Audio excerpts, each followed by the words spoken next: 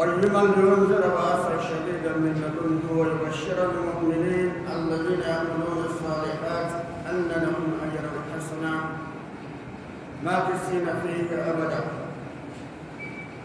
الحمد لله الذي هدانا لهذا وما كنا لنهتدي لولا أن هدانا الله. هو الذي أرسل رسوله بالهدى ودين الحق ليظهره على الدين كله ولو كره المشركون. والحمد لله بعد، والصلاة والسلام على نبينا محمد وعلى آله وصحبه وسلم تسليما كثيرا. سبحانك لا علم لنا إلا ما علمتنا إنك أنت العليم الحكيم. اللهم علمنا ما ينفعنا وانفعنا بما علمتنا وزدنا علما. ربي اشرح لي صدري ويسر لي أمري واحلل عقدة من لساني يفقهوا قولي. Louange à Allah qui a fait descendre les livres sur son serviteur pour connaître les livres à Coran. Et ce livre ne porte point de tortuosité, il n'y a pas d'ambiguïté dans ces versets. Un livre d'une parfaite droiture pour avertir de la sévère punition d'Allah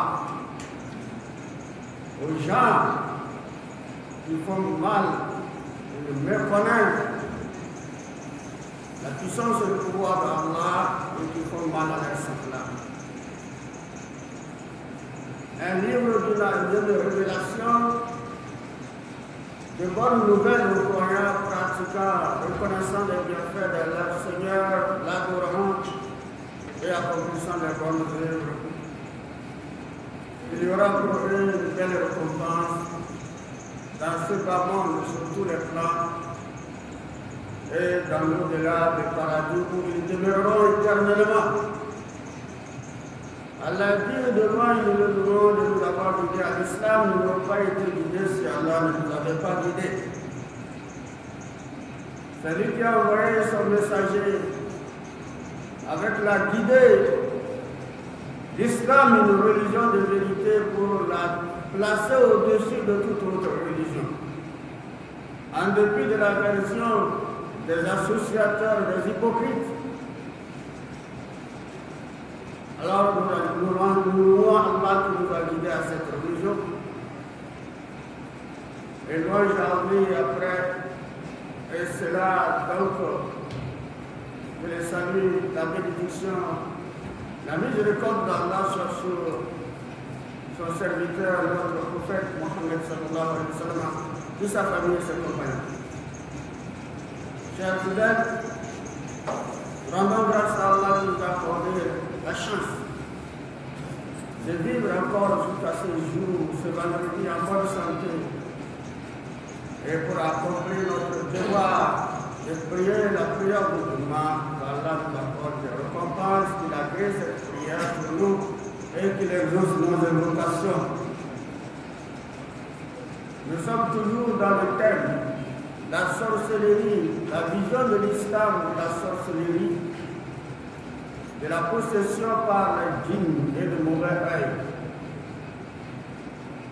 Après le troisième vendredi que nous abordons ce thème et nous le développons progressivement, étant donné que c'est un thème vaste. Et de toutes les façons, quel que soit, on ne peut pas terminer le thème. Mais aujourd'hui, nous allons aborder des points essentiels. Donc, vous avez déjà compris le facteur de la sorcellerie. D'autant plus que quand on dit sorcellerie, on voit clairement l'homme et la femme. C'est-à-dire l'être humain devant la scène. On n'attribue personne à la sorcellerie, ni même aux djinns. La plupart, la majorité des communs mortels ne savent pas que les djinns sont les incitateurs ou même les plus grands pratiquants de cette sorcellerie Mais c'est l'homme qu'on vise. On ne vise pas les animaux, on ne vise personne en dehors de l'homme. Mais il fallait que l'islam explique, de par la révélation et les hadiths du prophète sallallahu alayhi wa sallam, que l'homme est un être humain, il a son rôle, sa capacité et son savoir limité par son créateur. Et il existe également une créature sœur qui sont des djinns qui vivent avec nous, qui ont aussi leur capacité, leur savoir limité et leur rôle qu'ils jouent dans la vie. Dans leur vie, tout comme la vie des êtres humains. Parce que la plupart des djinns s'impliquent à notre vie. Comme la plupart aussi, les gens ont voulu s'impliquer dans la vie des djinns. Et les djinns sont prêts à collaborer dans cette implication. Et cette collaboration est vue d'abord sur le plan sorcellerie, sur le plan maraboutage, sur le plan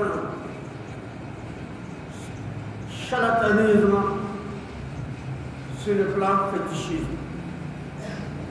Alors dans ce cas, lorsqu'on parle de sorcellerie, des sorciers, et comme je l'ai déjà expliqué le vendredi déjà passé, que l'être humain, l'homme, n'a aucun pouvoir ni aucune capacité d'exercer la sorcellerie dont nous parlons souvent sans la complicité ou la collaboration des djinns.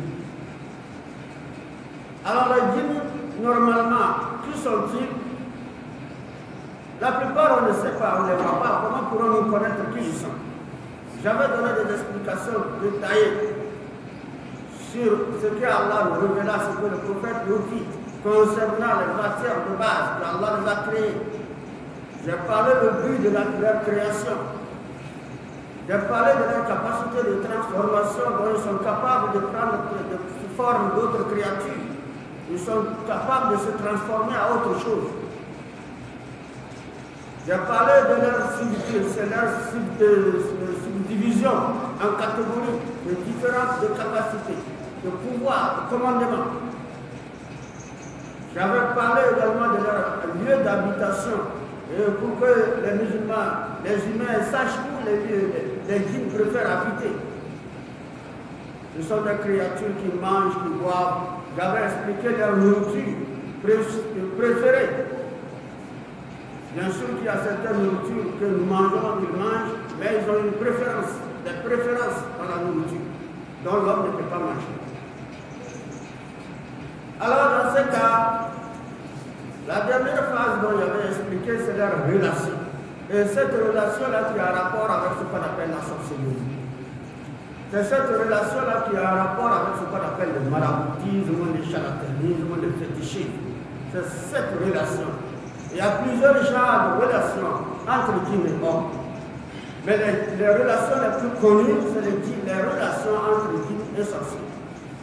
Entre djinns, marabouts, charlatans, etc. Entre magiciens, c'est la relation les plus connues. Et puis pour la plupart aussi, les relations connues, il y a l'amour.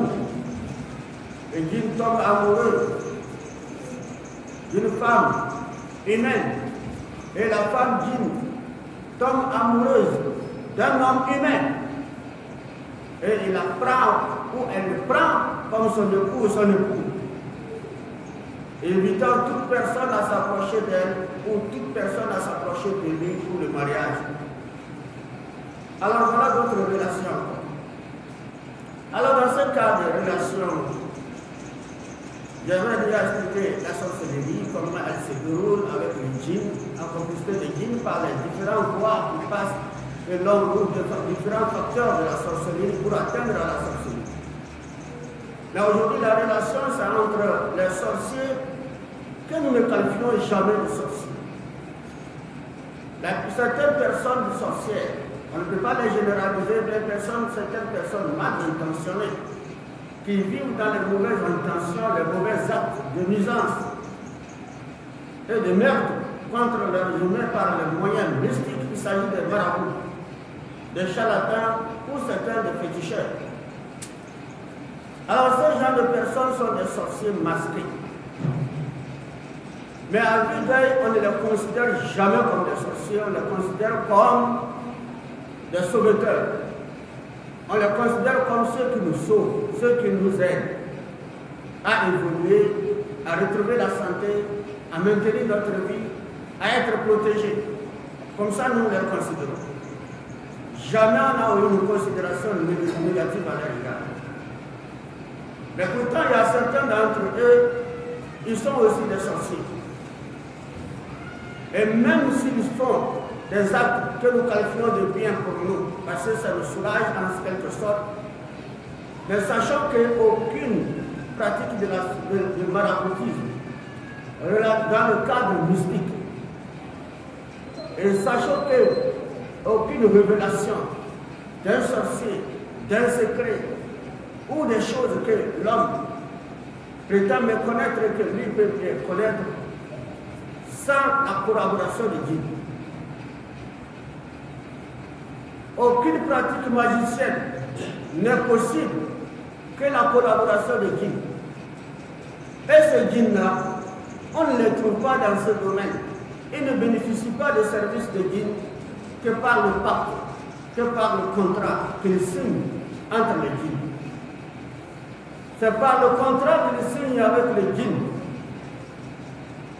Alors ce contrat, pour les atteindre, pour bénéficier également du service de djinn, alors il faut que les conditions soient respectées.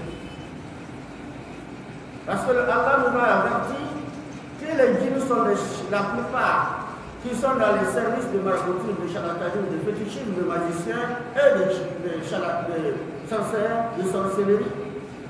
Ils sont la plupart des djinns Satan. Et lorsqu'on parle de Satan, c'est ennemi juré d'Allah, ennemi juré de l'homme. Le Satan ne va jamais te procurer du bien. Mais le Satan est un flatteur. Il est capable de te flatter et te faire croire qu'il est ton bienfaiteur. Et juste une stratégie à court terme et te frapper sans que tu ne rendes compte que c'était ton ennemi. Mais c'est trop tard. C'est ça leur rôle dans notre vie. Alors ce contrat doit se dérouler, il ne le fera que lorsque nous acceptons ces conditions. Et là maintenant, le pacte se déroule, tout se passe entre les contractants, entre les deux parties, la personne désignante de service de djinn, la personne désignante de service de djinn et le chef de clan de djinn. Le contrat se fait entre l'homme qui désigne le service de djinn et le chef du clan ou de tribu de djinn. Alors il cherche à contracter avec le chef. Et si la personne est une musulmane, alors il va lui poser les actes qui lui sortent de l'islam. Les actes qu'il va poser, il n'est plus musulman aux yeux d'Allah, et que ses œuvres de prière, de jeûne de tout son vain ne sont pas acceptées par Allah, sans que nous le sachions.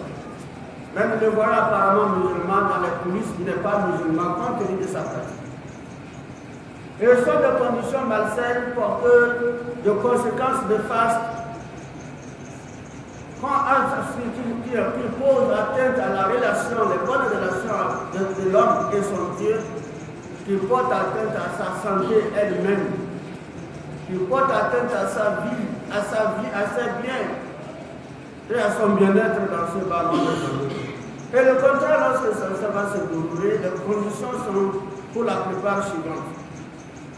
D'abord, le chef de djinn, de la tribu de djinn, demande également à celui-là qui cherche le service de djinn de se toucher sur le Coran, de se mettre debout sur le Coran nu et se laver, ou carrément de jeter le Coran dans le verset ou douche. Prends le Coran entier, jeter dans le Coran, dans le verset ou les versets du Coran, jeter dans le verset ou dans la douche. Ou quasiment, il peut le demander d'utiliser les versets coraniques et les écrire les versets coraniques avec le sang des règles de menstrues, oui, des règles d'une femme, et utilisées pour écrire les versets du Coran. Tout cela provoque la colère d'Allah contre la personne. Parce que le Coran est un livre saint. إنه لقرآن كريم في كتاب مكنون لا يمسه إلا المطهرون تنزيل من رب العالمين. L'un des caractères nobles du Coran est Allah dit إنه لقرآن كريم. Allah dit le Coran est un livre noble, un livre à respecter, un livre pur. Et le respect qu'il faut maintenant avoir envers le Coran à l'égard de ce livre noble, parce que c'est un Coran qui est sorti d'un livre, de grands livres de destin de l'homme qui se trouve et de tout ce qui compose l'homme et la vie, et l'univers en général, et un livre aussi révélé par le Seigneur de l'univers. Donc c'est un livre que pour le toucher, la yamassuhu illa al-mutahharun, ne le touche que ceux qui sont purifiés. Et la purification, avant de toucher le Coran, est très importante et obligatoire. La relation entre l'homme et la femme, lorsqu'il y a rencontre entre l'homme et la femme, ils doivent se purifier avant de toucher le Coran. Lorsque la femme en état de menstruer ou après l'accouchement, elle doit se purifier avant de toucher le Coran. Et avant que, lorsqu'il est dans la pureté majeure, alors il doit se purifier la purification mineure avant de toucher le Coran. Tel que les ablutions. Il doit faire les ablutions avant de toucher le Coran. Maintenant on dit ce Coran, il doit se laver sur ça. On dit ce Coran, il doit jeter dans le WC. On dit ce Coran, il doit utiliser les règles de menstruer pour écrire. Mais quand nous le voyons, on dit Marabout, il est fort, il est puissant. Oh, vraiment, il est fort. Hein? Vraiment, tout ce qu'il dit, c'est vrai. Le charlatan. Oh, le magicien, là, vous voyez ce qu'il fait. Vraiment, c'est merveilleux. Il est fort, il est puissant. Mais ce que l'on voit, apparemment, ils sont bons. Mais malheureusement, les actes qu'ils posent, avant de poser ces actes-là qui nous sont voilés, et dont les conséquences doivent les frapper, dans ce wagon et dans d'autres, c'est Allah les savoir et Allah nous a révélé ça. Il ne nous a pas caché. Pour la plupart des gens savent. Même eux-mêmes ils savent. Le savoir qu'ils ont été avertis avant d'accepter. Mais ils ont accepté parce qu'ils sont lourdement embourbés. Lourdement embourbés dans leur passion. Ils ont un besoin ardent dans ce mal. وَمَا يُعَلِّمَانِ مِنْ أَحَدٍ حَتَّى يَقُولَا إِنَّمَا نَحْنُ فِتْنَةٌ فَلَا تَكْفُرْ. Et avant que le chef de tribu de djinn accepte également de l'envoyer un djinn à son service, il avertit. Il avertit, il dit, nous n'enseignons rien. D'abord, sans que nous t'avertissons que nous ne sommes qu'une tentation. Nous ne sommes qu'une tentation. Attention, l'acte que tu veux poser, c'est un acte dangereux. Et nous sommes notre rôle, c'est de vous tenter. Mais malheureusement, tu tombes dans notre tentation, mais je t'avertis. Si tu acceptes cette proposition, tu auras affaire à Dieu. Nous, ça ne regarde pas. Nous ne sommes qu'une tentation. Il avertit. Tu acceptes, il accepte et il fait. Alors on parle des musulmans, ce côté. En dehors des musulmans, il y a d'autres conditions malsaines, très dangereuses. Un homme qui veut contracter, avoir également un moyen d'être magicien, d'être marabout, charlatan, et avoir un djinn à son service. Un djinn à son service, cela ne se fait pas au hasard. Il doit contracter un contrat. En dehors de contexte dans le cadre de porter atteinte à la valeur, à la noblesse du Coran, il y a des situations aussi graves, moralement, ce n'est pas acceptable. Le djinn peut le dire, alors pour que nous acceptons, tu dois coucher avec ta mère. Tu dois prendre des rapports avec ta propre mère qui t'a mis au monde. Si c'est une femme, tu dois prendre des rapports avec ton propre fils. Les gens le font. Ou carrément tu vas le faire avec une folle. Ou carrément tu vas le faire avec un fou. Certaines femmes le font, ceux qui ont un besoin de servir de Dieu, ils le font avec des fous. Et certains le font avec les folles, juste pour que le Dieu soit à leur service, dans leur cadre de maraboutisme. Alors, en dehors de ça, il y a aussi, pour prendre faire cela avec ta propre soeur, avec ton propre frère. Les gens le font, juste pour l'ambition de ce bas monde. Un monde de courte durée. Qu'Allah nous pardonne. Au-delà de cela, il y a des conditions très malsaines. On ne peut pas tout citer aujourd'hui. Alors lorsqu'il accepte, il accomplit ces choses malsaines, alors sans nul doute qu'il a affaire maintenant avec un djinn qui serait délégué par le chef de tribu de djinn à son service. Et désormais, tout ce qu'il veut faire, le djinn le fait, et on le voit, c'est lui qui agit, mais dans les coulisses, celui qui travaille, c'est le djinn, c'est pas lui-même. Alors maintenant, si tu viens, tu dis, ah, je vais avoir l'argent. Ah, lui aussi, il a des conditions pour te donner. Il veut avoir l'argent. Il demande à son guide, lui là, il veut avoir l'argent. Qu'est-ce qu'on fait? Il dit, va amener le crâne de l'homme, va amener la tête de l'homme. Va amener les testicules de l'homme, les seins d'une femme, les seins d'une femme. Il va trouver ça où? Il va trouver ça où? S'il n'a pas tué, il va trouver le sexe de la femme où vous pouvez amener.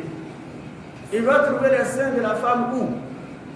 Et lorsqu'il amène sur tous ses organes humains, pour les présenter, voilà, il a trouvé, après d'avoir commis le meurtre de la fille, de l'enfant, du père, de quelqu'un, il le présente également l'organe humain. Et lui aussi présente au djinn. Et le djinn le dit, moi je n'ai pas besoin de ça. Nous sommes qu'une tentation. C'est juste pour le mettre en conflit entre lui et Dieu. Si tu veux, tu enterres ou tu jettes. Et lui aussi il utilise quelques objets pour te faire croire que c'est avec ça il a préparé et te donne. Alors la personne, l'argent produit. Il vit l'argent, il bouge l'argent. Vous ne comprenez rien. Évitez de croire que celui qui se bat a un rapport avec ça. Pour la plupart des gens là, ils ne font rien d'extraordinaire.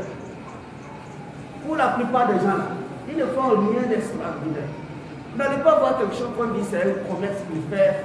On reconnaît qu'il fait quelque chose d'import-export. On ne va pas le voir quelque chose comme il a une entreprise qui le rapporte. Non. Il est là une voiture, il roule seulement.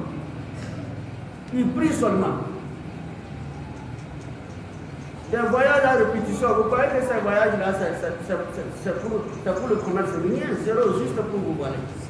Ça il y en a. Allah nous pardonne. Il nous préserve, il nous guide sur le droit chemin.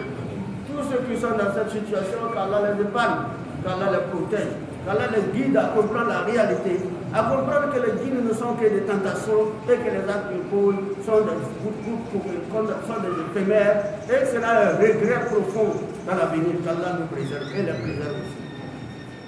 اهدنا الصراط المستقيم صراط الذين انعمت عليهم غير المغضوب عليهم ولا الضالين امين. اقول قولي هذا استغفر الله لي ولكم وسائر المسلمين من كل ذنب واستغفروه انه هو الغفور الرحيم.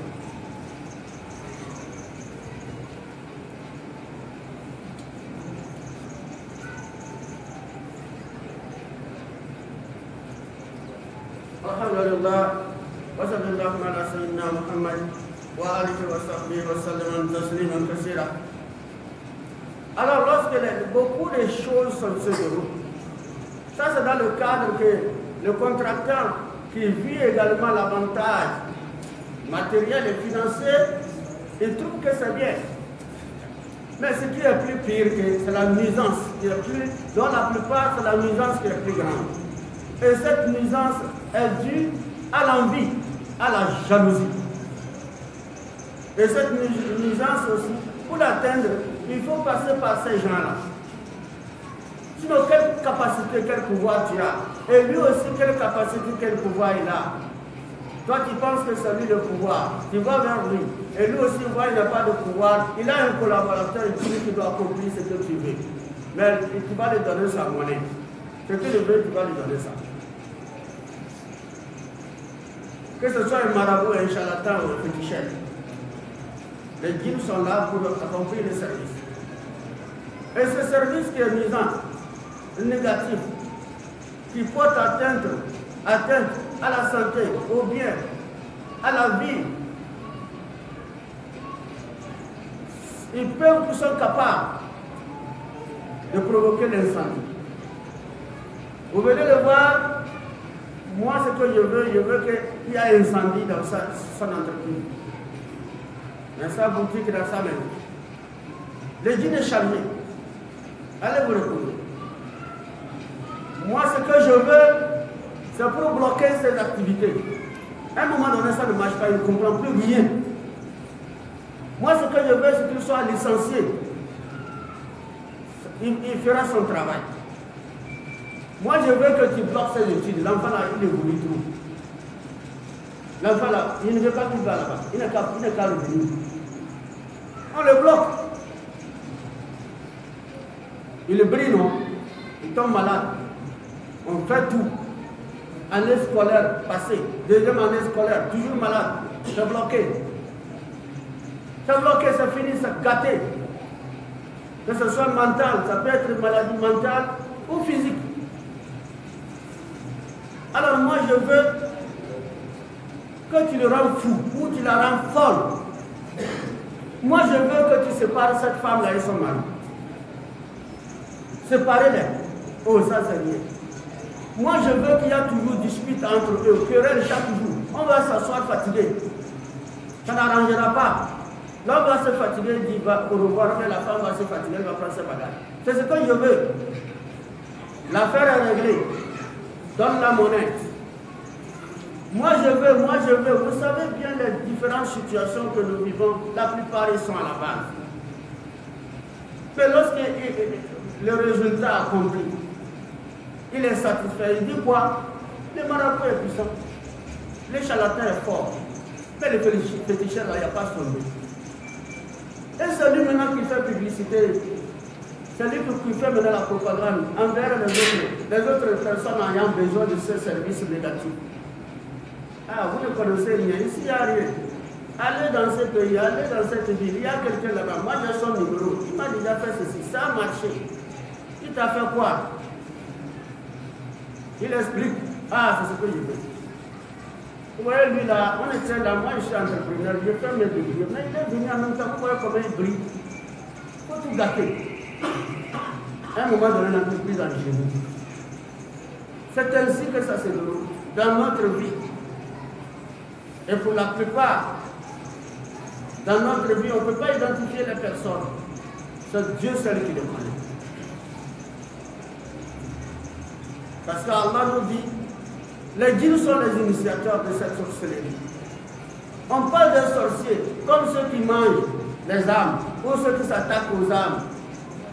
Mais attention, les sorciers, ils sont parmi les marabouts, les charlatans et aussi les féticheurs. Mais leur sorcellerie est voilée de manière qu'on les considère comme des belles personnes, des bonnes personnes ou des sauveteurs, des protecteurs. Pourtant, ils sont non plus aussi des sorciers. Au-delà des situations négatives, nuisantes, qui portent atteinte aux âmes,